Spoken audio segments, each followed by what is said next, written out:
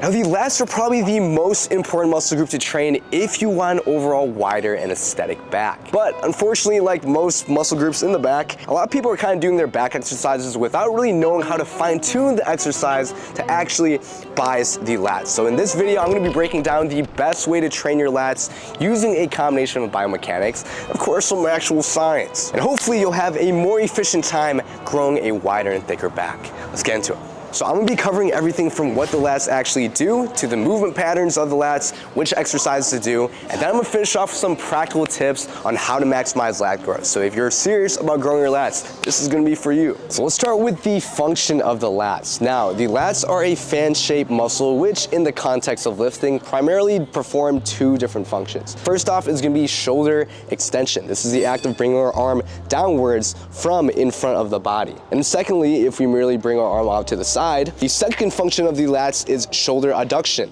This is going to be the act of bringing our arms down to the side of our body. Now, every single lat exercise out there, regardless of what piece of equipment you're using, is doing one of those two functions, either shoulder extension or shoulder adduction, which brings me to the next section where I talk about movement patterns to actually train those lat functions. But before we get into that, I want to shout out my clothing sponsor, AYBL, because they recently had a new drop where they released a bunch of new stuff. I know it's getting cold out there, so currently I'm rocking this Rebound quarter zip. Now, as it gets colder out there, a lot of people like to default to wearing hoodies, but as you know, when you're bench pressing with a hoodie, sometimes it kind of feels uncomfortable because you don't really know where to put the hood. But of course, with a quarter zip, you can still stay warm, have a nice pump cover, but not have to deal with that hoodie issue when you're bench pressing. There's also a ton of other stuff, such as their core shorts, probably the best fitting shorts that you can get for the money, especially if you're a 5'6" man like I am. Now, I personally have a 28-inch waist and I wear a size extra small. So if you're interested in copying something at AYBL, definitely use code PATH for an extra 10% off. Check out the new drop.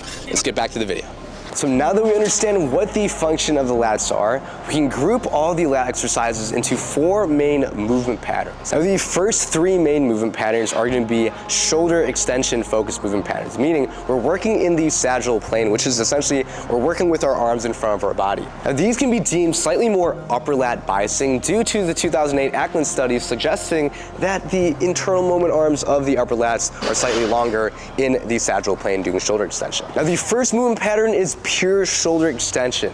As it suggests in the name, this is literally where we bring our arms down to the side of our body with minimal elbow flare, meaning we're not like bring our arms out wide over here. We're keeping our arms relatively close to our body as we bring our arm down. Now, the important part about pure shoulder extension movement patterns is we're not bending our elbow at all, meaning we're essentially isolating the lats through the entire range of motion doing shoulder extension. And example exercises include straight arm pull downs and lat pullovers. Now, the second movement pattern are sagittal plane pull downs. This is essentially a lat pull down with our arms in front of our body, meaning our elbow is tracking in front of the body in the sagittal plane. And while we are bending our elbow, if you focus on what our lats are doing, it's still going to be a shoulder extension movement pattern. In fact, we're essentially combining shoulder extension with elbow flexion. Now, some example exercises is going to be that kneeling JPG pull down, people used to call it, but you know, that single arm neutral grip lat pull down, as well as even exercises like the chin up. And then the third movement pattern and the last of these shoulder extension ones is going to be a sagittal row. This is essentially a shortened partial of the sagittal pull down, which essentially means we concentrate the bulk of the resistance at the point where our lats are going to be most contracted, which is right here down by the side of my body. And just like the other two movement patterns, the key is having your arms close to the side of your body when you're actually going through the range of motion, as this is going to be how we best bias the lats. Examples of this include the seated cable row done with the V grip, as well as even a single arm dumbbell row. And then the last movement pattern is going to be our shoulder adduction focused one, which is going to be a frontal plane pull down. This is essentially a pull down done in the frontal plane, meaning with our arms out by the side of our body. Now, referencing the same 2008 Ackland study, when you're training the lats through shoulder adduction, this can be deemed slightly more lower lat biasing. Now, examples of this include the diverging pull down, a wide grip lat pull down, or even a pull up done with a wider grip. The key thing, as you can tell, is just having our arms out wide. Now, to be real, there is a secret bonus fifth movement pattern, which is going to be pure shoulder adduction.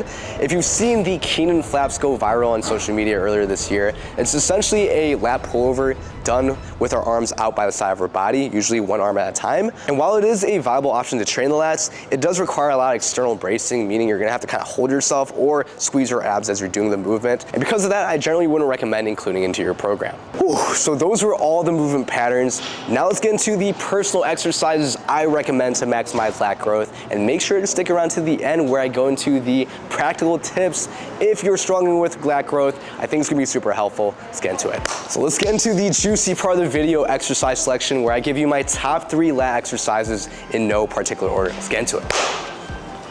Now the first exercise is going to be a cable lat pullover.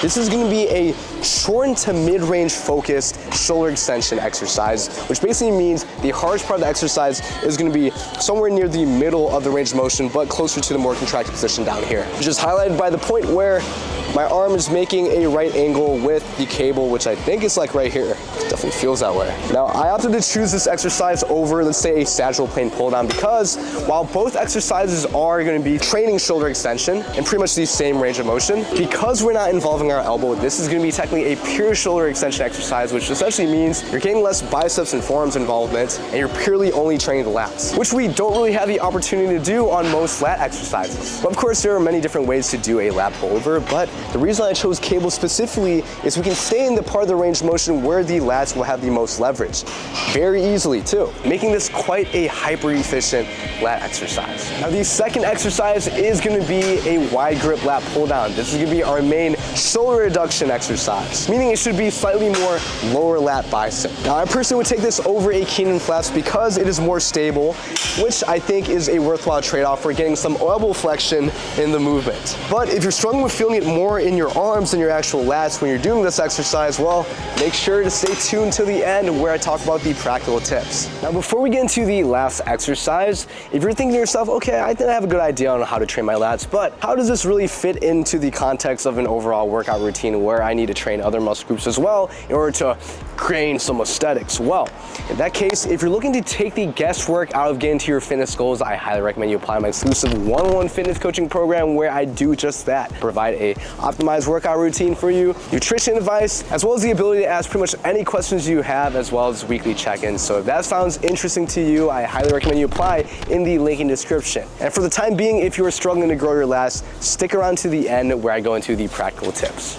And then the third exercise is going to be a single arm seated cable row. Now I like this exercise because we're training in the range of motion where the lats are going to have the most leverage. But the difference that this has compared to a lat pullover is 2 things. For one thing, this exercise is going to be arguably more stable than a cable lat pullover, but it's also going to be very short and focused, meaning the hardest part is going to be back here in this more contracted position. Now I personally like doing this exercise single arm because in general, with single arm training, it tends to be, again, more stable, which means you can train harder on that movement.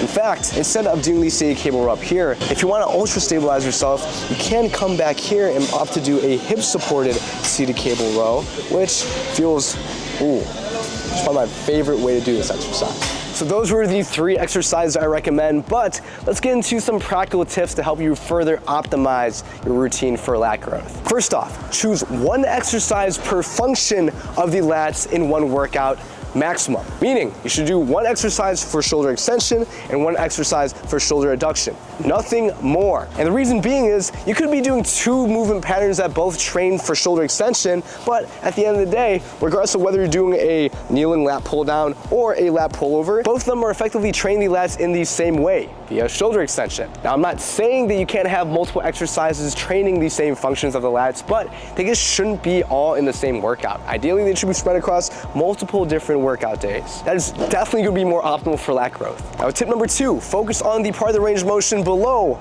eye level. Now this technically applies for both shoulder extension as well as shoulder reduction exercises, but I think this is going to be most helpful on your shoulder extension exercises, particularly your lat pullovers as well as your sagittal pull downs. And this entirely has to do with the fact that the lats have the best leverage to do the act of shoulder extension from 120 degrees down below. Meaning once you get your arms up higher over here, it's going to be technically more of the triceps as well as your lower chest that's doing this shoulder extension. And this is why I ultimately think a cable lat pullover or a seated cable row with your arms tucked by your body is better than a sagittal pull down, because on a sagittal pull down, technically we're getting our arm all the way overhead before we come back down. But this also means if you're gonna do a lat pullover, definitely stop the range of motion eye level. No need to go overhead like this. You stop it here and you just work in this range of motion. And tip number 3, which is gonna be the juiciest one of them all, if you tend to feel it more in your biceps and forearms on your pull downs and your rows, you should focus on what the elbows are doing. What I mean by this is on pretty much every lat exercise you do,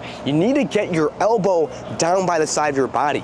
If you're working the sagittal plane or doing a pullover, you need to drive your elbows down to the side of your body. If you're doing a wide grip lat pull down, once again, drive your elbows down to the side of your body. Don't just focus on what the bar is doing, because chances are if you're feeling it more in your biceps, you're probably going more like this, doing this action, rather than doing this. Because a little bit of an anatomy lesson here, the lats insert at the upper arm, not your hand. So focus again, what the upper arm / the elbow is doing. And of course, a fourth bonus tip that's gonna help you get more out of the efforts you put in the gym is making sure you're hitting an adequate protein intake of at least 0.8 grams per pound of body weight per day. But if you're body recomping or you're in a cut, meaning if you're in a calorie deficit for whatever reason, it may make sense to go even a little bit higher at 1 gram of protein per pound of body weight. And an easy way to get roughly 20-ish grams of protein on a daily basis is by taking a high quality third-party tested protein supplement, such as the ones from MyProtein. I've been taking MyProtein for years. I personally like their clear whey line the most because it's super refreshing. It tastes more like juice. You're supposed to mix it with water. It's probably the easiest way to get 20 grams of protein. But I know winter's coming. If it gets a little bit cold out, you want something more cozy. They do have a really good impact whey line. Pretty much all the flavors in the impact whey nowadays all taste good. But my personal favorites, if you want to get a little festive here, is going to be pumpkin spice. And as we head towards winter, is going to be gingerbread. So if you're interested in that, you can get roughly anywhere between 40 to 50% off using code TPATH right now. That is a wicked deal. Support will be much appreciated. And let's get to the conclusion. And that was a no BS breakdown of the best way to train the lats. Hope you enjoyed this video. Leave a like to support my page and let me know down in the comments which other muscle groups you want to see next. Hit subscribe to Level Up Your Physique, hit the bell notification button to get these videos right to you, and I'll see you on the next one. Peace.